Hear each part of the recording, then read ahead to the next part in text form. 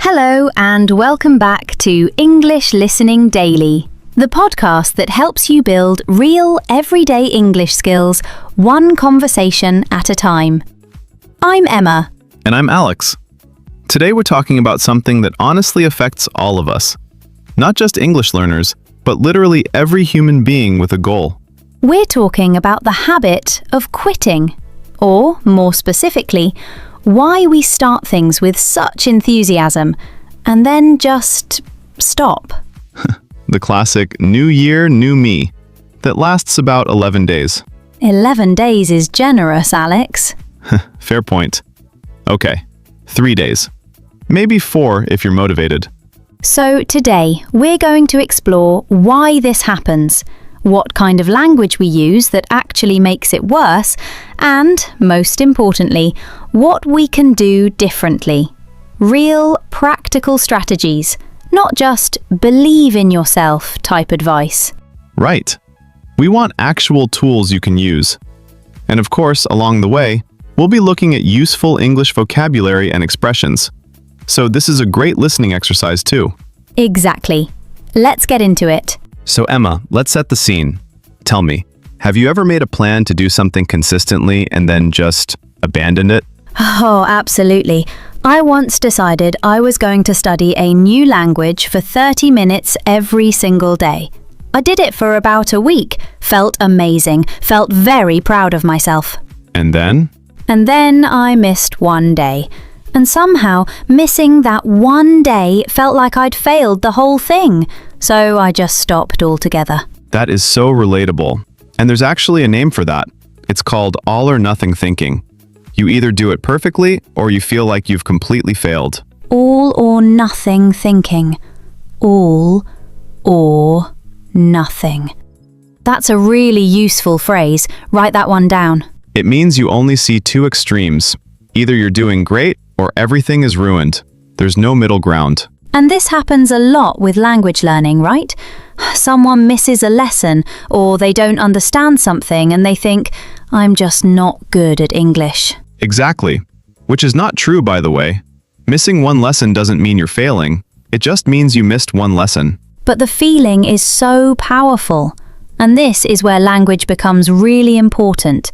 The words we use to describe our own progress can either help us or hurt us. Let's talk about that. Let's look at some really common phrases people use. Things they say and think when they fall behind on a goal. Okay, here's one. I'll start again on Monday. Oh wow, yes, classic. Why Monday? Because it feels like a fresh start. Monday is the beginning of the week. But what this phrase really does is give us permission to stop trying right now. It delays action. Instead of just continuing today, even imperfectly, we give ourselves an excuse to wait. Another one. I've already missed so many days, what's the point? The sunk cost spiral. Sunk cost. S-U-N-K. Like a boat that sank. A sunk cost means something you've already lost that you can't get back. The time already gone. And the trap is, just because you missed 3 days doesn't mean the next 3 days are worthless. Right. Each day is actually independent. But our brains don't always see it that way. And here's a third phrase. This one's sneaky. I'm just not a consistent person. Oof. That one hurts because it sounds like a fact about yourself. Like it's part of your identity. Exactly. When we say things like, I'm just not a consistent person, we're treating it as a permanent truth. But consistency isn't a personality trait you're born with. It's a skill you build. Great point. So the first step is noticing this kind of self-defeating language.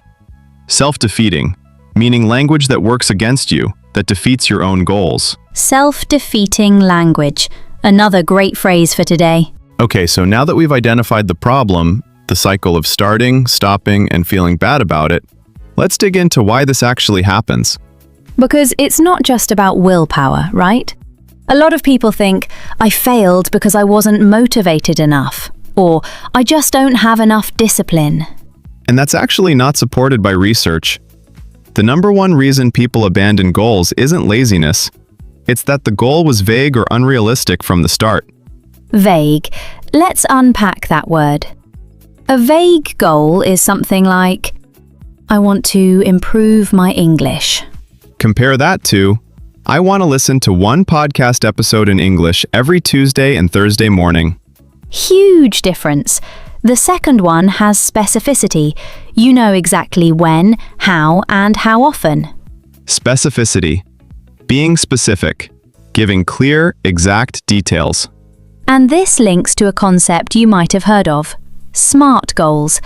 Has anyone talked about this on the channel before?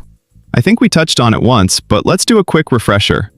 SMART stands for specific, measurable, achievable, relevant, and time-bound. The two that people skip most often are achievable and time-bound. Achievable means, is this actually realistic for your current life?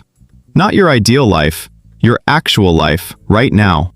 So if you have a full-time job, 2 kids, and you're also studying, committing to 2 hours of English practice every single day is probably not achievable.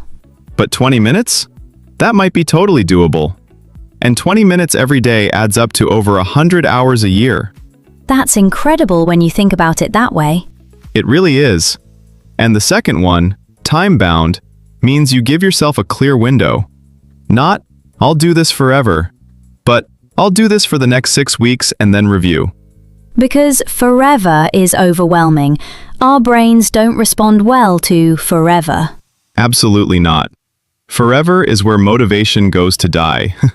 Okay, but there's another reason goals fail, and this one is a bit more emotional. It's the idea of identity mismatch. Ooh, this is interesting. Say more. So, identity mismatch is when your goal doesn't feel like you. Like if deep down you think, I'm not really a language person, then every time you sit down to study English, there's this internal resistance. Because part of you is saying, who are you trying to be? Exactly.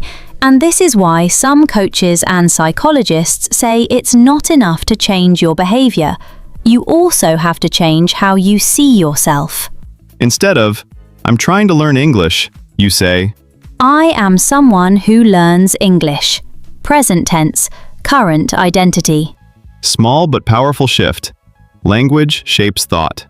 And we'll come back to that idea because it connects to how we can actually fix this cycle. Right, so let's shift gears. We've talked about why goals fail. We've talked about self-defeating language. Now let's talk about what to say instead. This section is probably the most practical, so listeners, stay with us.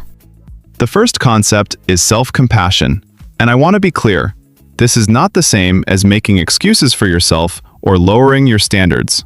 Right. Self-compassion means treating yourself with the same kindness you'd offer a friend who's struggling. If your friend told you, I missed my English lesson 3 times this week, I'm such a failure, what would you say to them? I'd say, oh no, that sounds like a hard week. What was going on? How can you get back on track? You wouldn't say, yeah, you're right, you're terrible, give up. Hopefully not.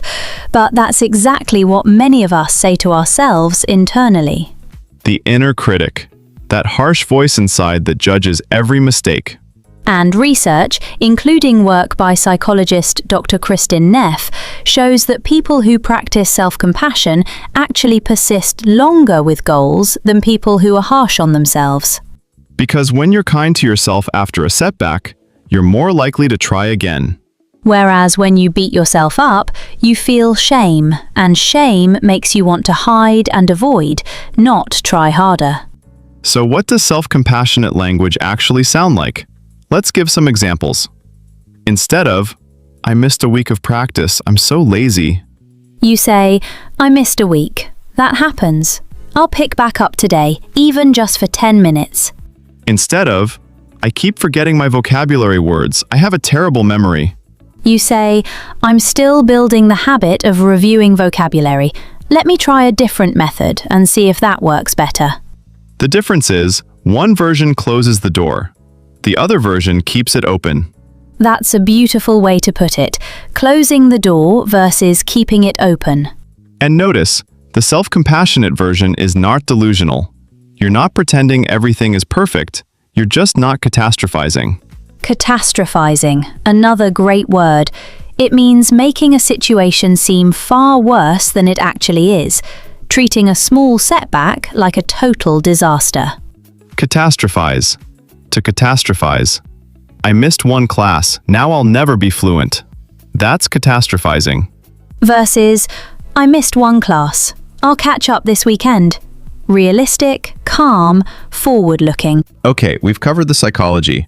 Let's get really practical now. How do you actually build a routine that sticks? The first strategy is something called habit stacking. This is a term from author James Clear, who wrote the book Atomic Habits. Habit stacking means attaching a new habit to one you already do automatically. So, for example, you already make coffee every morning. So you decide, after I make my coffee, I will listen to 5 minutes of English audio. The coffee triggers the English practice. You've stacked a new habit onto an existing one. It works because you're not finding a brand new time in your day. You're using existing anchor points. Anchor points. Moments in your day that are fixed. Waking up, eating breakfast, commuting, brushing your teeth. And the second strategy, lower the barrier to entry. This is huge. We often fail because we make the task sound huge in our heads. I need to do a full study session with notes and flashcards and exercises. When actually, even just reading one paragraph in English counts. Even listening to 2 minutes of a podcast counts. The goal isn't to be perfect every day. The goal is to show up every day, even in a tiny way. There's a concept sometimes called the 2-minute rule. If you're struggling to start, you commit to just 2 minutes. Just 2. And often, once you start, you keep going. It's the starting that's hard. Right. Inertia is the real enemy. Inertia, the tendency of things to stay as they are. A body at rest stays at rest. But once you're moving, you keep moving. Newton's first law applies to study habits. I love that. Okay, third strategy. Track and celebrate small wins. This one sounds simple, but so many people skip it. We tend to notice when we fail, missed a day, forgot something, made a mistake. But we rarely stop and notice when things go right. So get a simple habit tracker. Paper, app, whatever works for you. Mark off every day you did something, no matter how small. And when you reach a small milestone, 7 days in a row or finishing a podcast series, actually celebrate it. Tell someone, write it down. Let yourself feel good about it. Positive reinforcement. Rewarding behavior makes it more likely to repeat. And the fourth strategy, which connects everything we talked about earlier, is to redefine what success looks like. Instead of success equals perfect consistency, try success equals returning after a break. That's a mindset shift. The measure isn't whether you never stumble. The measure is how quickly you get back up. Like, a person who misses 2 weeks but then comes back and keeps going is far more successful than someone who quit entirely after missing 1 day. Resilience over perfection. Resilience, the ability to recover after difficulty. Okay, we're coming up on time. Let's do a quick recap of everything we covered today. First, we identified the cycle of abandoned goals and the role of all or nothing thinking.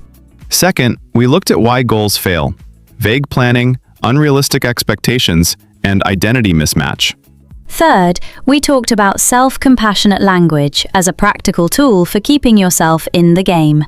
Fourth, we shared 4 strategies for building sustainable routines: habit stacking, lowering the barrier, tracking small wins, and redefining success.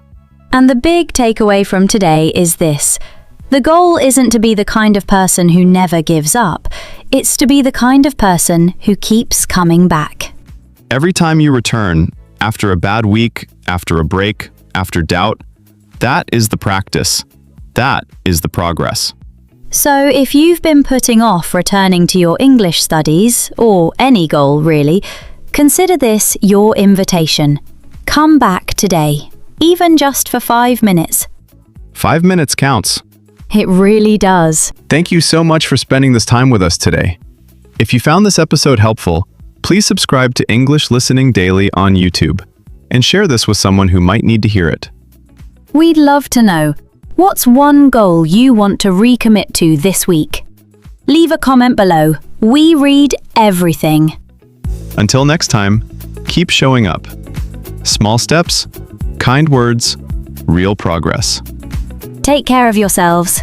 Bye for now. See you next time.